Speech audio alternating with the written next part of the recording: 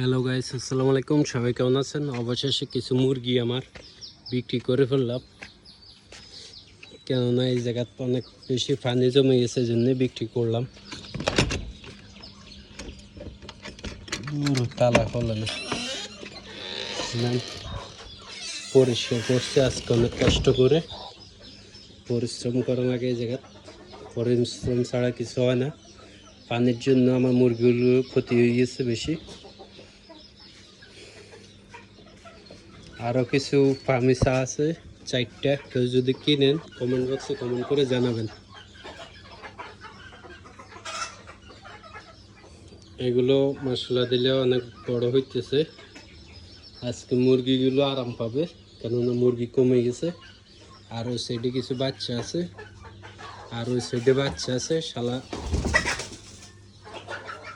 ঠিক করে মুরগি বাচ্চারা দেয় না, এই কালো উঠে যায় কিনা এটার উপরে, কেন জানে আর কি সমস্যা কে জানে।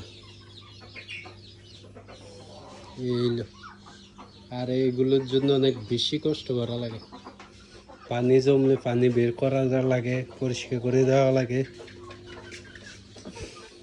খুবই এতদিন অপরিষ্কার ছিল। এই যে মেজু আম খাচ্ছে, মেজু মেজু মুরগি চাইতেছে। মুরগি মুরগি ওই সাইডে কিছু বাচ্চা আছে নতুন করে, বাচ্চাগুলো মরে মরে যাতা হয়।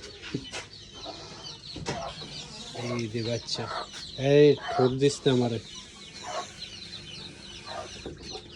মেজুর মতন 3টা বাচ্চা।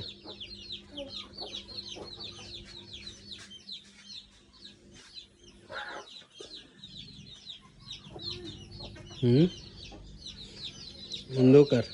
এই বাচ্চাটা অনেক সুন্দর। মেজো, এই বাচ্চাটা দেখতে অনেক সুন্দর। তোর মতন দেখতে, দেখছিস তো? এতে কেবার করি। আমরা এখন চলে যাবো, সবাই ভিডিওটা শেয়ার করে দিবেন বেশি বেশি। আর অন্ধকার হয়ে গেছে, শুভ সন্ধ্যা। কিতে কিতা